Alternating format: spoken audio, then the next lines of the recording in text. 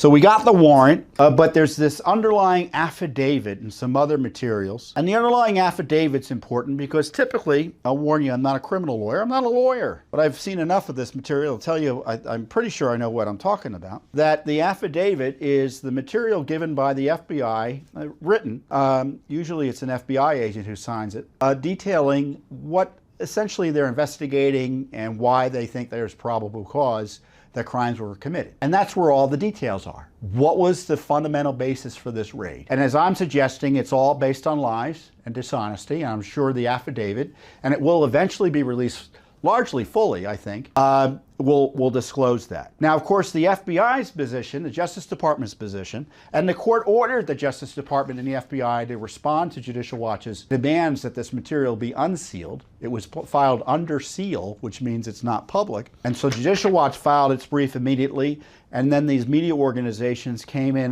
following our lead, also asking for the material. So the government had to respond to us. That's the great thing about America still. I mean, I know I'm yelling about all of this, but there's still this due process. There's still this process of law that allows little old Judicial Watch to go in there and hold the Justice Department and the FBI, or attempt to hold them accountable under the law for this unprecedented raid on former President Trump. And I'm honored that we're able to do this, and I'm gratified to be in a country that still allows us to do that. And the court, I'm not all that thrilled. The court approved the warrant, but he did move quickly here. And he said the government needs to respond, and they had to respond by earlier this week, and then he quickly held a hearing. Now, the government's response was, we shouldn't have to release anything because it's a criminal case, and it might hurt our criminal case. Yeah, it's bullshit. That's not the rule of law. Yeah.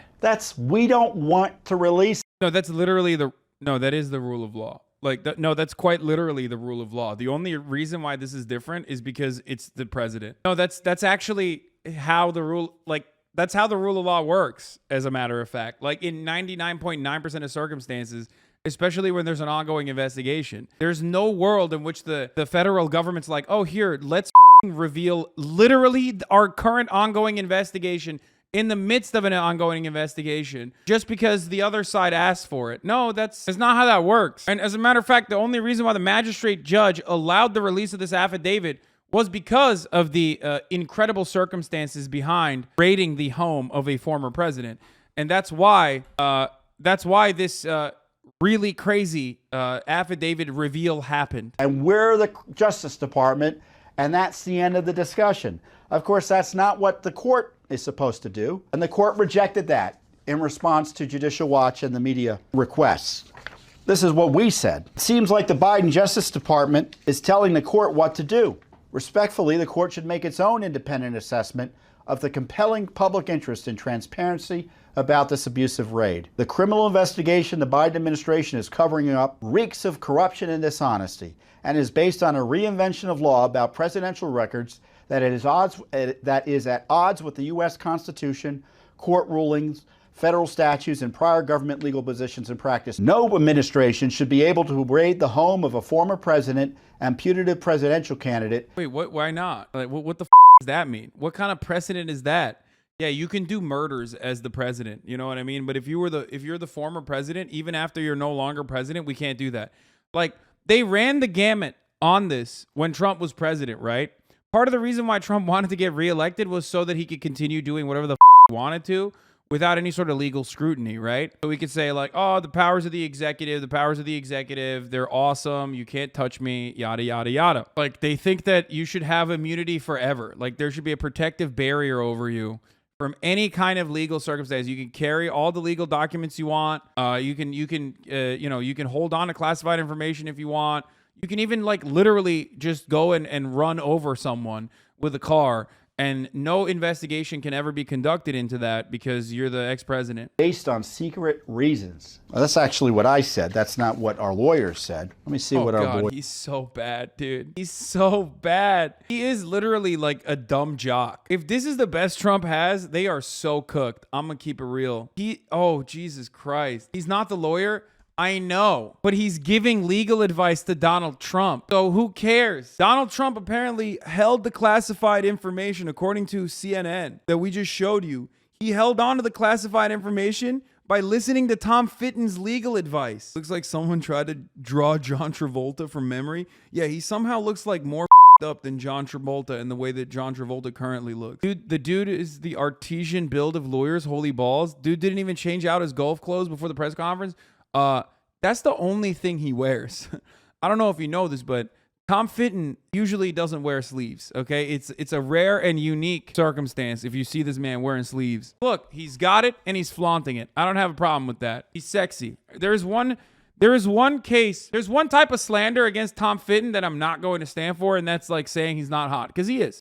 Lawyers said. The public interest in the contents of the affidavit cannot be understated. The secrecy surrounding the search warrant and the affidavit that led to its issuance has caused the nation to convulse with intrigue and harmful speculation that will only increase the longer the truth is kept from the public. The heat must be replaced with light, and soon. Maintaining the seal, meaning keeping the records under seal, will only fuel more speculation, uncertainty, leaks, and political intrigue, and it will also serve to undermine public confidence in the fair administration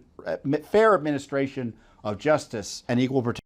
It is always funny, though, seeing like all the people in Trump's legal counsel are just like television lawyers. They are significantly more invested in their own brand and being on television or being in front of a camera than like actually doing the legal work necessary. And there is a lot of legal work necessary in this situation because Donald Trump, much like Alex Jones, thinks he is impossible to take down. So will routinely do things that go completely against legal counsel and will ruin any potential legal maneuver that their counsel might be trying to do. So they're kind of ungovernable in that way. It's just like a perfectly chaotic situation where on the one hand, your client is ungovernable, okay? On the other hand, you yourself are not exactly interested in like doing a great job other than just how much more media presence you'll have in the aftermath of this, because he just doesn't pay them either. He's the classic rich guy who doesn't pay their lawyers, doesn't pay their contractors. So there's that part too. So it's just awesome. It's held together exclusively by a Republican Party that has a pretty dominant media infrastructure that is doing everything they can post-mortem, I guess, post hoc, tying everything that he's doing together like he actually intended to do it.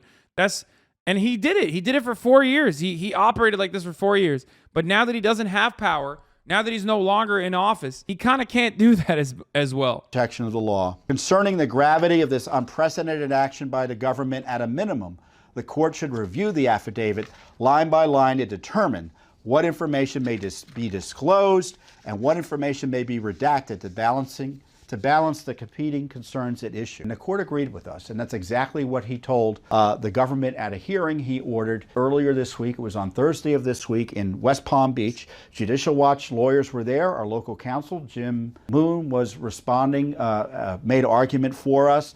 The big lawyers, big league lawyers for the New York Times, etc., they made arguments.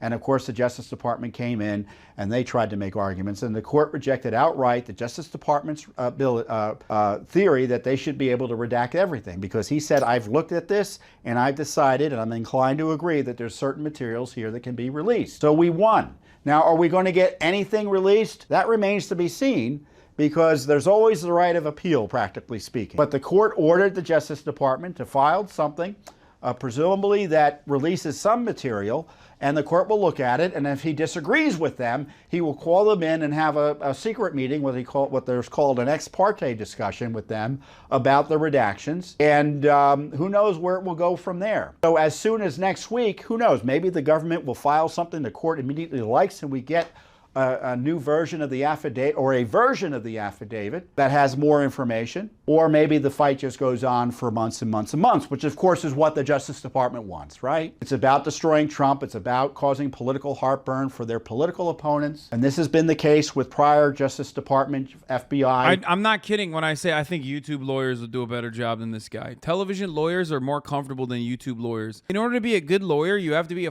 scumbag, low-life, vulture, parasite, shark, right? And television lawyers are more comfortable than YouTube lawyers. Like, YouTube lawyers still need to test their mettle. You know what I mean? they still want to earn it. TikTok lawyers are the best for that reason. You do a murder, your TikTok lawyer is getting you out of that murder, okay? He looks like a gym teacher that got lost, entered a law classroom, and is just winging it. Bro, he has no law degree. Smears and attacks on Trump. They come out with all these leaks and innuendo suggesting that he did something terrible, and none of it pans out. What happened Trump would have been better off going to LegalZoom, man. with Russia, and I guarantee it's what's happening here. Just as with Russia, there was no good faith basis to go after him and spy on him. And as I've explained to you quite deliberately here and specifically, there was no good faith basis to target him here. Yeah, you really nailed it. Yeah, it turns out his advice is partially the reason why Trump kept some of the classified documents. So that's pretty fire. Love that. Big fan of that, personally. Thank you.